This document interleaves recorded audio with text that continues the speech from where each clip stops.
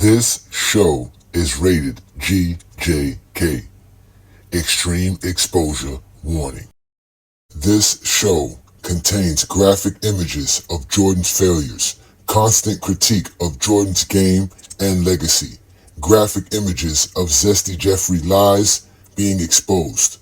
This show may be offensive to Michael Jordan fans and Zesty Jeffreys alike. Content is restricted to true basketball fans only. Bolstered by Michael Jordan's record-setting performances, the Chicago Bulls grabbed the first two games in their opening round playoff series with Cleveland. The home court proved to be a charm. Chicago held all the cards, while the stunned Cavaliers found themselves headed toward a speedy elimination.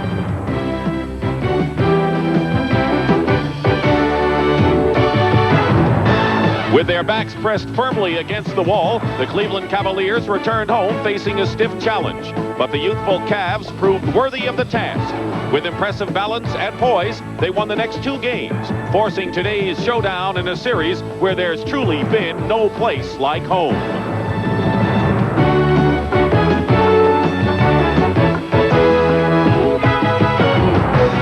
Today in Chicago, the season is on the line for the Cavaliers and the Bulls. The winner moves on, the loser goes home. It's Game 5. Peace and blessings. Welcome to GOAT James Kingdom. On this episode, we're going to dig deeper into that 1988 Michael Jordan playoffs, which most Michael Jordan fans never watched or understood the gravity of Michael Jordan's failure in 1988. So what you just saw now was the intro to the Chicago and Cleveland Cavaliers Game 5 Round 1 of the 1988 playoffs. Now, the Chicago Bulls had won 50 games this season, which was one of the best years they had since the 70s. And as you can see, Michael Jordan even started off the playoffs very hot. The Bulls won the first two games at home. Jordan tried to keep pace when they went back to Cleveland for those two games, but the Bulls lost Game 3 and 4 with little to no help from his team. And clearly, as we can see, the Chicago Bulls were predicated all off Michael Jordan during these 4 games. As you can see what Michael Jordan was averaging the first 4 games. So with the Bulls looking to get a victory in Game 5, they made some changes by putting Scottie Pippen in the starting lineup. With all that said, let's go ahead and look at the game film and see how the Cleveland Cavaliers were playing Michael Jordan to allow him to go off like this. The one thing when you play Jordan, you notice how they're backing off defensively. They're saying to Jordan, beat us from the outside. You notice how they're backing off defensively. You notice how they're backing off defensively. They're saying to Jordan, beat us from the outside. They're saying to Jordan, beat us from the outside. They're saying to Jordan, beat us from the outside. But if you get to the middle, we're going to all be there to give some help. And they do converge, and Harper makes an excellent steal. Second foul for Doherty. Jordan, with a fake, goes to the hoop and draws another foul. He'll shoot 2.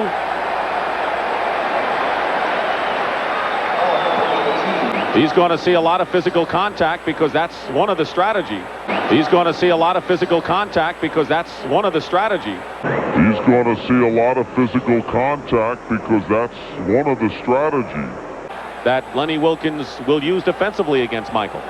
So there you have it. The number 2 ranked defense in 1988, the Cleveland Cavaliers decided to let Michael Jordan roam freely on the outside in the perimeter, and when he got to the basket, they were going to play him physical. Now, this is nothing new to us basketball fans. Supposedly, that's how they played basketball in the 80s, and that's how Michael Jordan was played because he was so great. Now, what we didn't see from the Cleveland Cavaliers defense was them double-teaming Michael Jordan, which is hard to do with the illegal defense era because of the rules.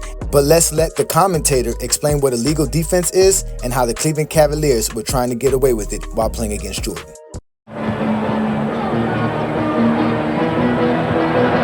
Two-man game, Corzine and Paxson double-teamed. Illegal defense called against the Cavaliers. Craig Elo was the guilty party. That's the first one. That's a warning. Second time on Wilkins' crew will result in a technical foul as Charles Oakley returns to the... So as we can see, the illegal defense rules was applied and it was called during this era of the NBA. And Michael Jordan was able to take full advantage of it because a lot of teams could not double nor zone up against Michael Jordan, which he was able to light up plenty of teams with, which he ended up doing in this playoff series. But let's go ahead and continue to show you the type of defense the Cleveland Cavaliers played against Michael Jordan. If you look at this play right here, Michael Jordan gets the ball on the low block, and it is a 1 defender on him. Right here, they will not double team Michael Jordan. It's hard to double team, but as you can see, Michael Jordan just gets a free lane to the basket because, again, the Cleveland Cavaliers were not doubling Mike, plus they were playing off of Mike. So Mike was able to roam freely and do a lot. They only attacked him when he went to the actual paint. As here, as you can see, Michael Jordan gets a free lane to the basket because, again, they're not doubling Mike, and being physical with Mike obviously is not helping them as well. So what we're showcasing here is that Michael Jordan went up against one of the best defenses of that season. They were physical against Michael Jordan, and he was still able to be this prime Michael Jordan that we all know and love. But even with all of this, the Bulls were down 18 early in this game, and Michael Jordan wasn't playing well. Here's some proof. 9 rebounds for Charles Oakley, and Jordan overthrows Pippen, who winds up 4 rows into the press sector. Price missed, and Williams has the shot blocked. Jordan got that one. And Pippen can't hold on. So 2 fast break opportunities by the Bulls goes by the boards. And it's 72-68. You've got to admire the Cavaliers. They're poised. 18-point lead cut to 1. Chicago tied it up, and then Cleveland scored 4 in a row to keep their lead and get the ball back on a turnover. That's the 3rd turnover for Jordan in a row. Williams hits 12 on the shot clock. Jordan has it knocked away by Harper. Watch him pull up for the 3. Price with Paxson in his face hits the 3-point shot, and it's 104-101. 33 seconds to go. Price hit it with Paxson in his face. What we just witnessed was Michael Jordan coughing up the ball 3 times in a row on 3 separate possessions while the Bulls were trying to make a run after being down by 18 points. And Michael Jordan just kept making mistake after mistake in the second half. You guys never believe us. Let's let the commentator explain. Winding down to 2 minutes to go in the first half. Elo, he has hit 7 big points. He has 8 in the ball game, but 7 came after the Chicago Bulls had made a great run. Again, the same thing. Jordan looking to go to the weak side. He's going to try and power the ball to the middle. And stolen by Harper with 2 minutes to go. 94-90 Chicago. Now here's the value of a Rory Sparrow, that veteran who knows how to get the ball to Jordan. Jordan loses it going in, but it's last touched by Nance. I can't remember Michael Jordan losing the ball or making as many bad passes in a ball game as he has today. I can't remember Michael Jordan losing the ball or making as many bad passes in a ball game as he has today. I can't remember Michael Jordan losing the ball or making as many bad passes in a ball game as he has today. He may say when it's over, win or lose, that it's one of the toughest games he's had to play. So while Michael Jordan is having a record playoff series in scoring, the Chicago Bulls were struggling to beat a 42-win Cleveland Cavalier team. Michael Jordan was coughing up the game. But we know what you guys are thinking. The Chicago Bulls actually won this game. If the Chicago Bulls won this game, how did they win this game if Michael Jordan actually was choking this game? Well, let's go ahead and look. CBS Sports welcomes you again to the exciting 1988 NBA playoffs. After 3 periods of play, in which the winner will move on and the loser goes home. The deciding game of this first round, the Chicago Bulls outscored the Cavaliers 10-1 to take their first lead, and they did it with Michael Jordan on the bench. And they did it with Michael Jordan on the bench. And they did it with Michael Jordan on the bench. They have rallied from 18. Mike Sanders goes in and scores, and it's a 1-point game. We have talked about Cleveland. Michael Jordan hit only 2 of his first 6 from the field midway through the second period. Since then, 9 of 12 and 33 points. But Scottie Pippen has been the other man for the Bulls this afternoon. Well, right now, he is the man, the way he's performed in this second half for this Chicago team. Well, right now, he is the man, the way he's performed in this second half for this Chicago team. Well, right now, he is the man, the way he's performed in this second half for this Chicago team. 96-92 Chicago, under 4 minutes. So there you have it. The reason the Chicago Bulls were able to win this game was because of Scottie Pippen. Yes, Scottie Pippen, the young pup, the rookie, Scottie Pippen. Under Michael Jordan's slow start, the Chicago Bulls went down 18 in the first half. They made a run in the second half with Scottie Pippen and the second unit, and then they made that final run in the third quarter with Scottie and the second unit, which eventually got them the lead. The Bulls never turned back. Another reason why Scottie Pippen is responsible for the Chicago Bulls win is that the Chicago Bulls coaching staff decided to start Scottie Pippen for this game.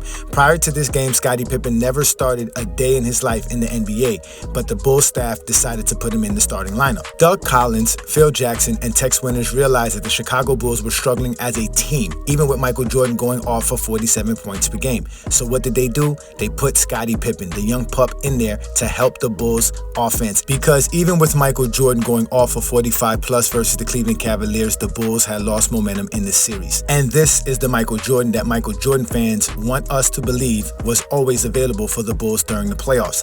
In reality, the Chicago Bulls would have lost this series here, and that would have been 4 straight first-round losses for the Chicago Bulls and Michael Jordan in 1988. But let's bring up the real meltdown of 1988. In Game 1, the success of the Detroit Pistons and Coach Chuck Daly was evident in the smiling face of Joe Dumars. It was Dumars who had a big defensive night and contained the explosive Michael Jordan. The Pistons were able to hit on all cylinders as they drove to a 1-game lead in the series.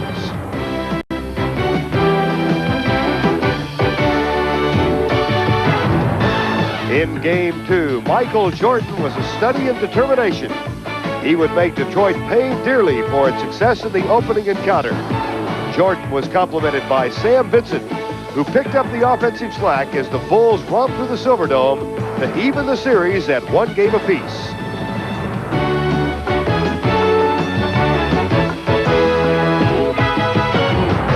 Now, Chicago has home court advantage in what now can be called a best-of-5 series. Detroit has shown they can slow Air Jordan down, but can they ground him?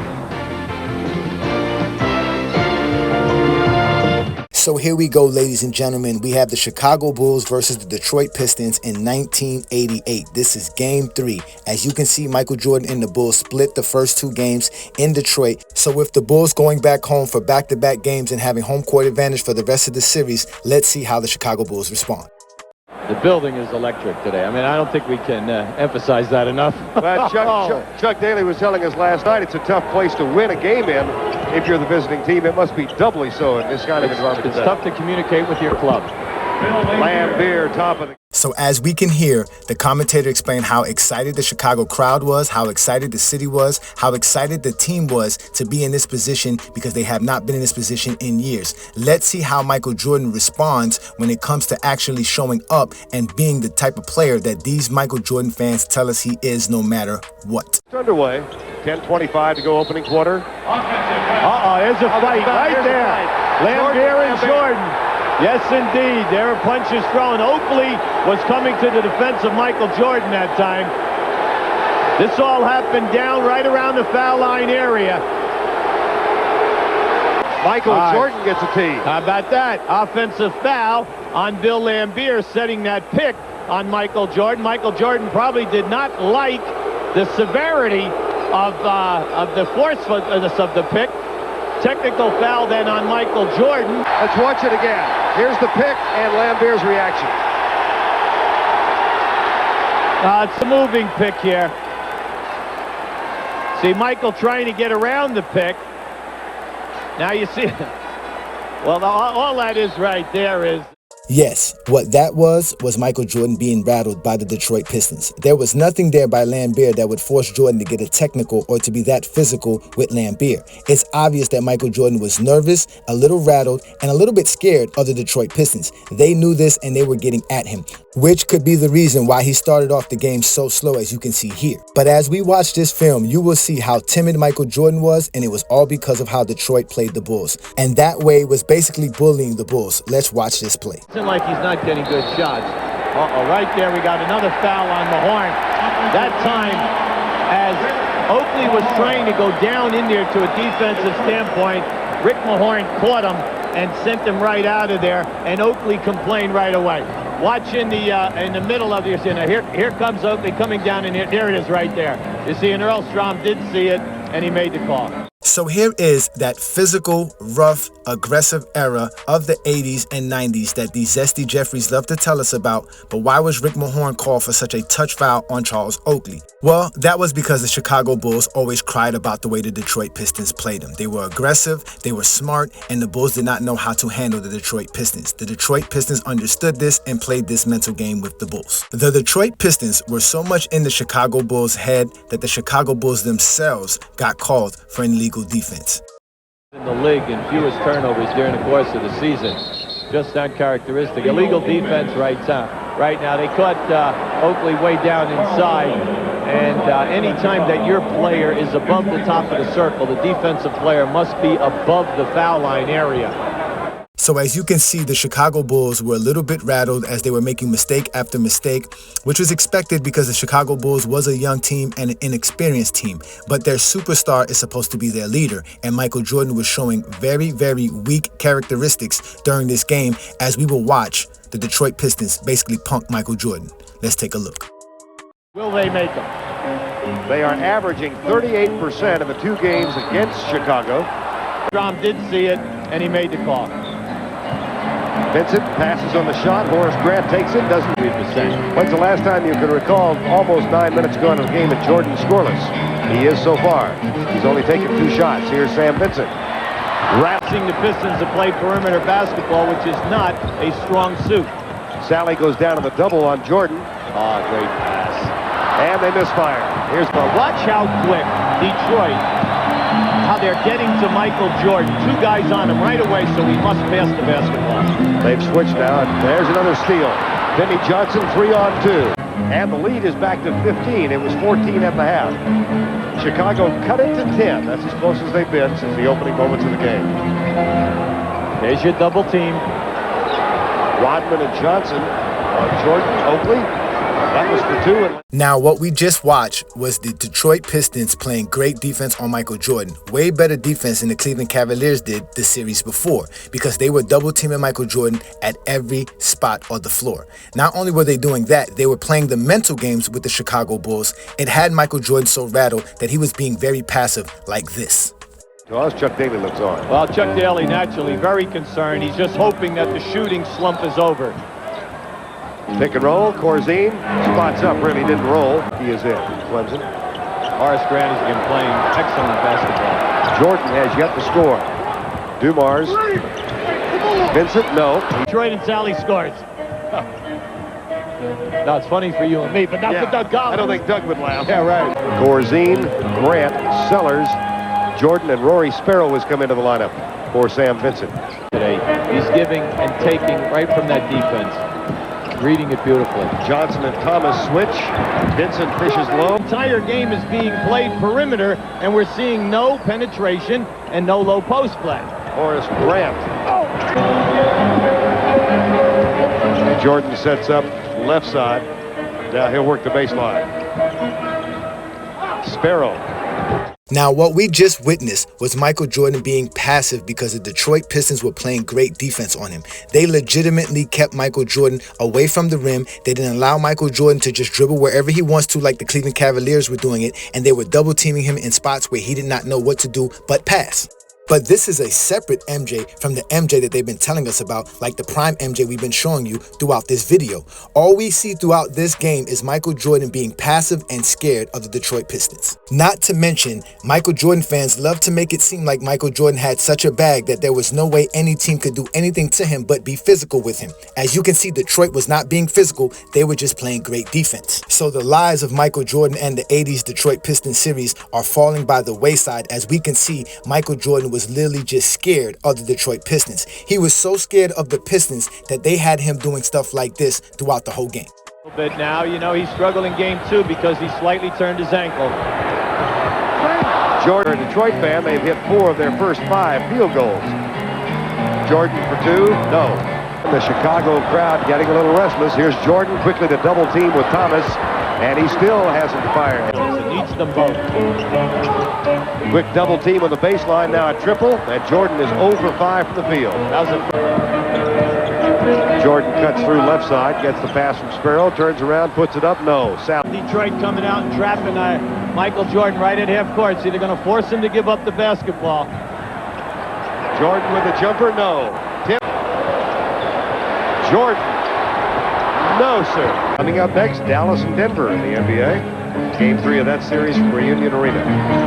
Rodman and Collins wanted a foul called on Dennis Rodman, didn't get it. Now this is the Michael Jordan that his fans never tell us about because they never saw this Michael Jordan. When you let Michael Jordan just take jump shots, this is what you get. Michael Jordan missing a lot of shots. As Michael Jordan wasn't as good as a shooter as most of his fans think, especially in the 80s. And all Detroit had to do to keep Michael Jordan on the perimeter was double team him in certain spots of the floor and stay on top of him. Let's go ahead and break down Michael Jordan's shooting in this game. As you can see, Michael Jordan shot horrible throughout this game. And what we also see is that the Detroit Pistons did a good job of keeping Michael Jordan away from the basket as they let Michael Jordan shoot the ball from the perimeter and did not allow him to dominate within the paint. And it didn't get better for the Chicago Bulls and Michael Jordan as this series went along. The more games the Bulls played, the more the Detroit Pistons figure out Michael Jordan was afraid of them, and they basically shut Michael Jordan down for 3 straight games at 24 points, 23 points, and then 25 points respectively, resulting in 3 straight losses for the Chicago Bulls, ending the series 4-1 Detroit Pistons. Not only did Michael Jordan choke in this series, he would go on to actually choke versus the Detroit Pistons for 2 more seasons after this. This is the worst superstar meltdown in NBA history. No other superstar lost against the same team 3 times in a row like the Chicago Bulls and Michael Jordan. It got so bad that SI had to make a cover like this. And the reason SI made this was because every other series besides the Detroit Pistons series, Michael Jordan was this prime Michael Jordan that we all hear about from his fans. But what they don't want to talk about is the actual Detroit series and how he choked versus them year in and year out versus the same strategy and the same defense. But the Zesty Jeffreys will tell you that they fouled Michael Jordan, that they were just aggressive with him, which are all lies, as you can see. Let's let John Sally explain to you how the Bulls were able to lose. The deal was we had Jordan rules. So we abide by the rules. We were able to not contain Michael, but to literally focus and get them to realize we're on focus on this. Scotty being the point guard, Isaiah can't. He back Isaiah down. Joe's guarding Michael. Who gonna guard Scotty? Dennis? So you put Dennis out there on Scotty. Who's gonna rebound now? Like Bill Laimbeer had to trying to keep up with Horace, or if he has to play against Cartwright, Horace, like they had so many things that we had to do, and then they had the triangle. And Scotty figured out how to manipulate. Because in our brain, we realized if we shut down Scotty, the team's not going to work. And we were right. We shut down Scotty. We got Jordan rules, but we need to eliminate this person without having the Purple Gang from Detroit pick them up 6 o'clock in the morning and not let them show up to the bus. We need to do, besides that, we need to shut down Scotty. So that was John Sally explaining how the Chicago Bulls were easily defeated as long as they had the Jordan rules because Jordan himself could not get his team involved so that they can beat the Detroit Pistons. So for 3 straight seasons, Michael Jordan was sitting around here being passive, allowing the Detroit Pistons to dictate anything for the Chicago Bulls offense, and they were losing. But this is different from the Michael Jordan that his fans love to tell us about. The Jordan that we hear about and they lie to us about is this Jordan here, the one that's putting up 40 points per game in a playoff series and dominating a series and helping his team win that series. Not the Michael Jordan that played against the Detroit Pistons, which we all see he was legitimately melting down versus them. This is why we say this is the most epic superstar meltdown in NBA history.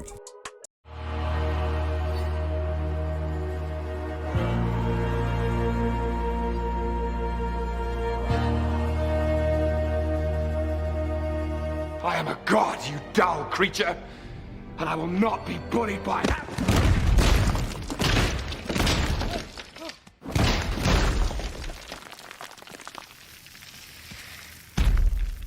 Puny God.